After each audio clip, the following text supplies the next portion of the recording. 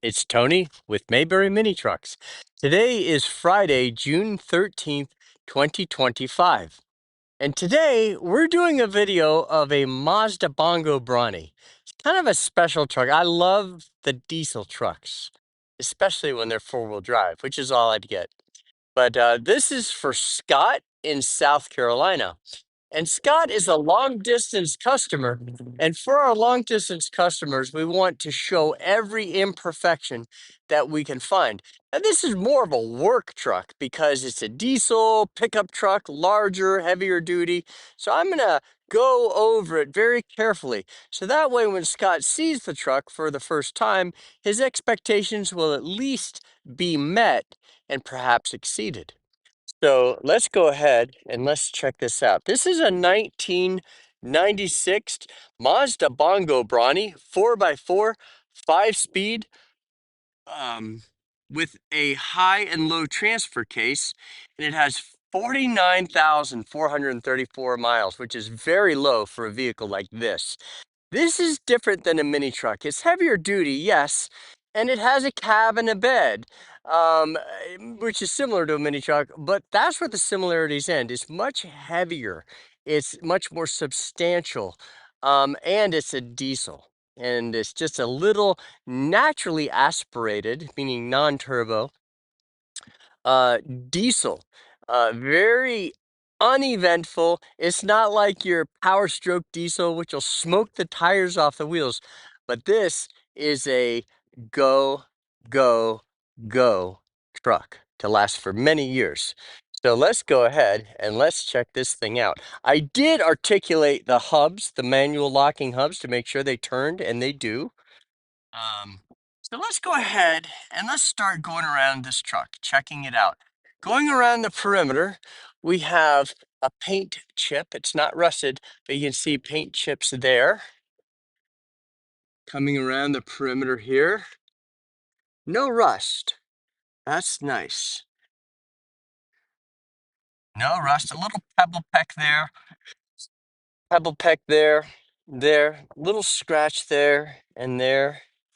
You know, like if you're on the highway and a pebble goes dunk, and those are called pebble pecks. Obviously, four-wheel drive. Now let's look at this. Okay, this is in the glove box. I saw that in the glove box. So, Scott, if you want to put that back on, there it is. So it just needs adhesive. I would get some sort of 3M adhesive and make sure it doesn't, just make sure it stays on permanently. Okay, now it does have a dent right there, like a peach-sized dent. And it has a ding there. Bumper looks good. Got some, you can see where it got knocked there and there. Um, so the front bumper has its road use. You can see evidence of its road uh, service, but it's not destroyed or beat up, but you can see that it is used. From there up, it looks pretty good. Okay, coming down the door pillar, we have a scratch there. The antenna is intact. Now coming down, looking at the door, guys, the door looks really nice. Really nice. Not even dinged or dented. Now, I can see here, it used to have like a step there, I think it was. So you can still see it's still screwed on the piece there. Let's open that up and take a closer look.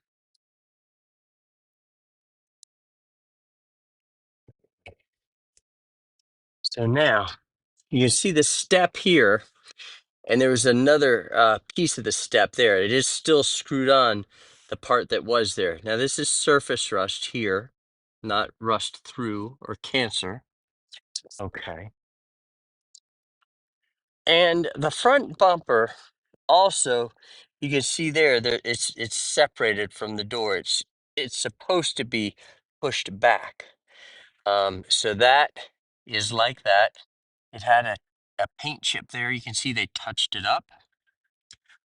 All right, now looking at the inner fender, looks good. A little dirty. I did drive through some mud. Um, More dirt and mud there. That's the fuel tank. That is diesel, obviously. This is where you step. And this bumper, rubber bumper right there, is so that you can fold the sides down. And in fact, why don't we do that? Let's fold this side down. And you go like this. And you push that in like that. And now you actually have to undo this. And then this folds down. The inside of the bedside panel looks good. It's surface rusted. You see a little bit of rust through right there on that sheet metal. But this is surface rust here. You have a little bit of corrosion right there. It's not too bad. I want to make sure I show that. You can see that where they had some sort of bracket here in the past. You could cut that off if you wanted to. But the most important thing of all, really, is where the cab meets the front, where the bed meets the front of the bed. Notice I don't say where the bed meets the cab, because this is an entirely independent bed. So this bed and the cab are two different pieces. Most of the, say with mini trucks, the bed is part of the cab. So, for example, I used to turn these into dumps. And so this would be a good candidate for that. In fact, I have a fire truck much like this that I did turn into a dump. And that's possible because the bed is entirely a separate box. So the front of the bed is separate from the cab. Okay. Now, and what he did is he made, and I think Justin might have mentioned Scott being interested in turning this into a dump. That might be why I'm going on about this. But anyway, my guy, what he does is he puts a frame like box tubing or rectangular tubing under the bed, and that way it can go like this. So, if there's a will, there's a way. All right, now. All right, and that basically keeps this from folding down when the tailgate is down. And here's our lawn tractor again. Look at that. Man, oh man, that kid had to be 12 years old, guys. Did you see him? Unbelievable. Man, oh man. Boy, maybe 13, maybe. All right, now let's look under here. And under here. Very nice. Showing you the condition of the bed under here. And under here. I'm hoping I'm showing you. Okay. And here are the rear wheels and tires, and they're good. They're not great. They're good. And they are 13s. And the reason they're 13s is because they don't want the bed to be too high. But you can get 13s still. Okay. The tailgate has a ding from the inside out there, ding there, and a ding there. Decal is in very good shape. You can see where it had a scratch, and they touched up the scratch. And it's just got scratches in the paint. Now, the bed itself, the paint is rubbed off, but that's it. And a lot of the paint is still there, which is also a good sign. But I would say it's had moderate use, but not heavy use. Now, the paint has been rubbed off, and this is what I call flash rust. Flash rust, or surface rust. The bed side panel looks very nice on this side. Did I show you this side? I don't think I did.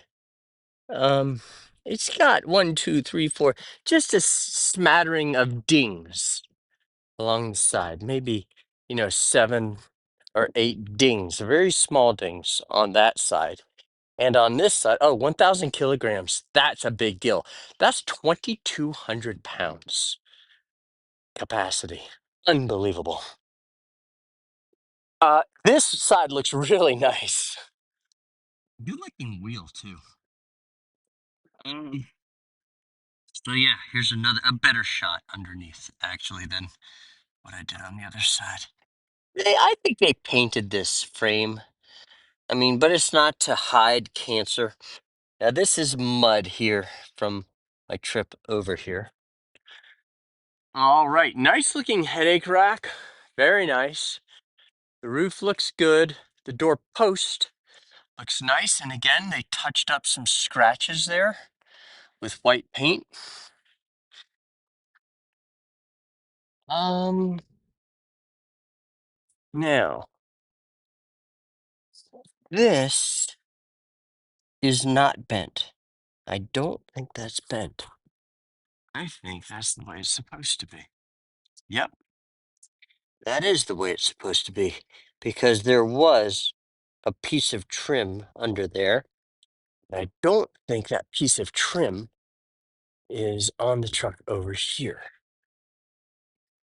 Yeah, it is. It's there. But the door is not bent. I'm going to say that's the way it's supposed to be. Let me go look at that again. Right. I am correct. So there is a gap. This is not on the other side. So you can see the door does come out from the body. It is not bent on the other side. Right. Okay. So that piece is not on the passenger side. That's what's going on. So this door is not bent. It's just missing that little fairing right there. Okay, good. Mystery solved. All right. Here is the inner fender. Looking good under here. Same story over here. That piece is detached. The front bumper looks good over here. The door panel, guys, is phenomenal. Just one touch up spot there, a couple minor paint nicks. Okay. The door, the interior door panel is remarkable. No tears or hicks. Very nice. Under here looks really good. No rust under the door there. Now, there is that same thing I just told you about. There's the step if you wanted to step up to get into the cab. But importantly, right here, it's not cancerous. Okay. Here is the floor area of the passenger side. And this is the select. I'll show you that. The seat looks really good. It does have a separation, a seam split right there.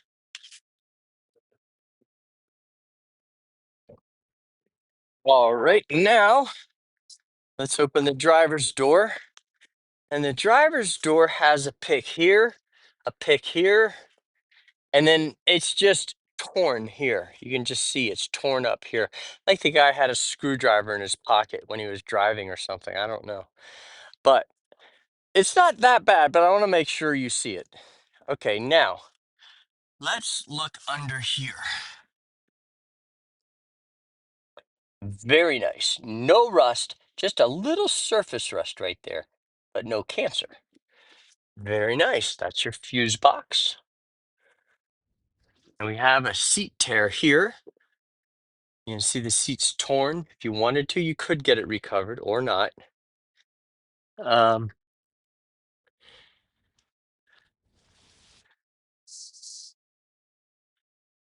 2.2 liter naturally aspirated diesel engine. Guys, let's take this for a drive. There's our emergency brake. Okay. I love the Mazda Bongo Brawny. I do. It is such a tough truck. Two-wheel high, four-wheel high, four-wheel low. And this is how you put it in two-wheel high, four-wheel high, and four-wheel low. Simply a selector. But we're in two-wheel high now, and that's where we want to be. So we're not going to do anything. Okay, so there we go. Now let's make a U-turn. I mean, this kind of truck is really what's missing in America. I mean, we have the, Chevy Silverado and the F-250 and 350, but this is a huge bed and a really nice diesel engine that's gonna go, go, go. And what I like to do when I put diesel fuel in my diesel Japanese trucks is when I fill the tank, I put about 4 ounces of engine oil with the diesel fuel. And that lubricates, it adds lubricity for the fuel injection pump. And I think that's important. It's not gonna, you could put in 8 ounces of engine oil and it would be just fine. But I think the lubricity is important. Actually, I've been doing it for years. Okay, let's go into fifth gear now. Gotta quit talking and start shifting. All right, that's 60 miles per hour. That's almost 70. It feels great. It feels great. And yes, this will go 65 down the highway, no problem. Even 70, but I say 65. But it will go 70.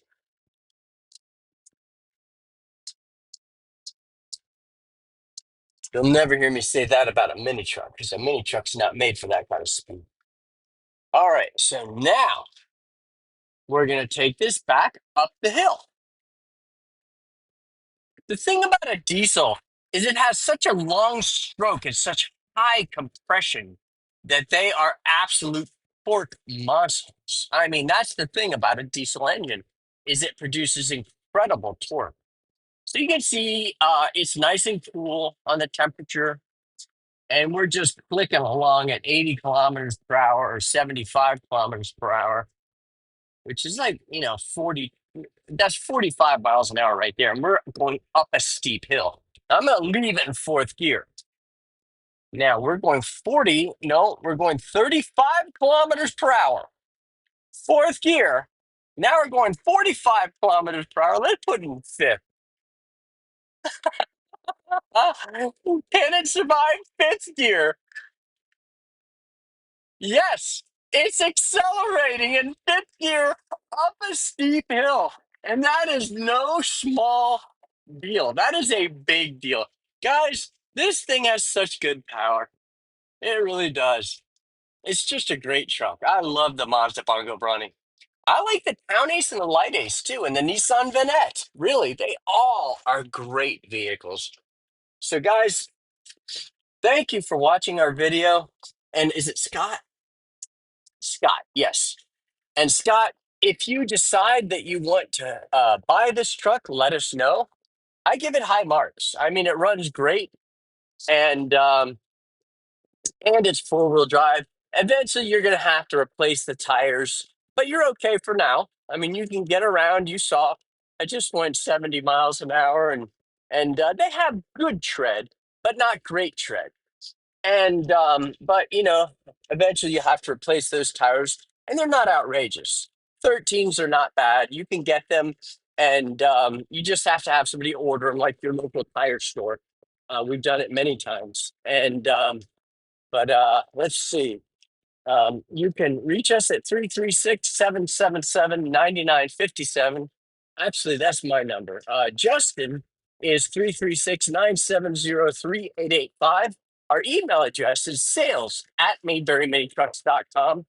And you can check out our website also at mayberryminitrucks.com.